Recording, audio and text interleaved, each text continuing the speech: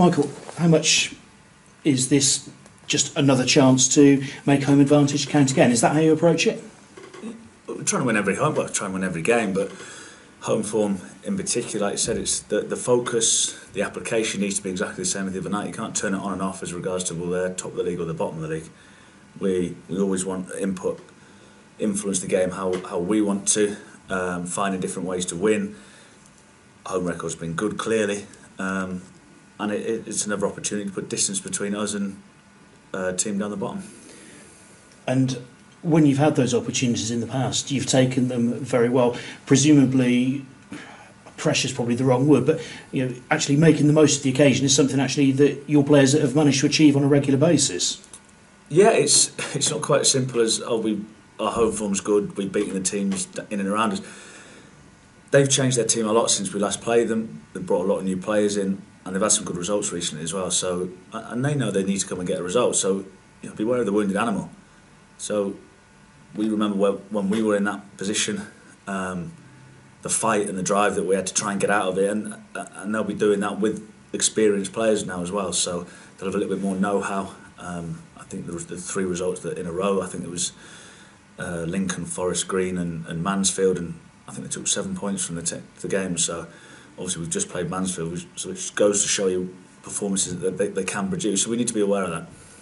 The run, though, has ended, if you like, a little bit since that run of 3. There's a couple of defeats since. Perhaps has the bubble burst, maybe? No, I don't think. I think 6 games. I think they've won 2, drawn 2, lost 2. So they probably didn't pick up the results that you would expect, but it's a good return.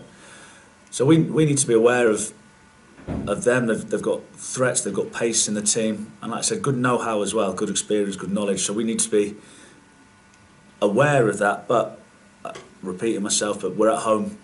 We want to influence our style of play on them, get them on the back foot, and play some good football and hopefully produce a couple of goals. And how happy have you been with the balance in midfield of late? Because there does seem to be a good energy with the midfield at the moment, especially the way that Kevin Dawson's playing. I think after the game the other night, I think the whole team showed a lot of energy, and we were happy with. Well, I'm happy with different options that we've got. We've got different variations of different types of player in there. You've probably got 5 or 6 in there that can play in 3 positions, and depending on the game, depending on what we want. But people are delivering performances because they know there's pressures on now, which is a good pressure to have as a player because you don't want to fall into a comfort zone. And Dawson's been good in particular in recent weeks, and that's what he is. He's all action. You get people like Connor and Clem who people might not see as industrious, but they cover just as much distance, and they make you play a little bit more. Jordan is obviously a bit more of a digger, and then you've got Jacob, who's a bit of gold dust really as regards to he can ghost past people. So it's a good option to have from my point of view. So we need to pick the right 3. And I suppose what you've got with that, you can go horses for courses depending on the opponents, home or away, and also it keeps opponents guessing, doesn't it? Well, I think most teams know how we're going to play as regards to the shape, but even then we've tweaked that in the last 2 or 3 weeks, so that's an option that we've always got. But I think the main thing from my point of view is competition for places. People need to produce performances, and they have been in recent weeks. How's Chris Hussey? Not sure Chris yet. I'm not sure whether he's going to be fit enough.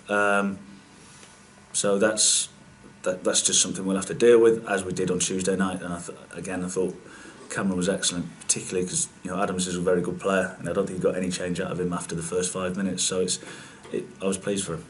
And when he delivers a performance like that, how much more confidence does that give you then going into the next game that if you need to call on him, you can? Well, it doesn't give me confidence. I brought him in, so I think he's a good player.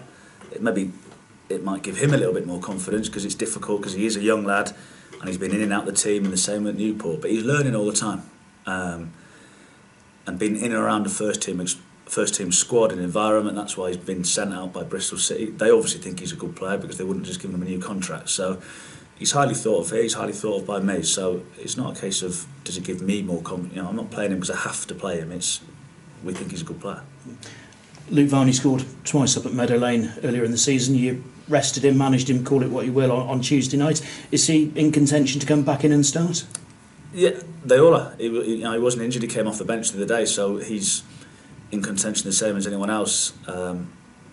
lots of players in a good run of form, up to the staff to pick the right team, and hopefully the players that we pick can cross the white line and deliver a good performance.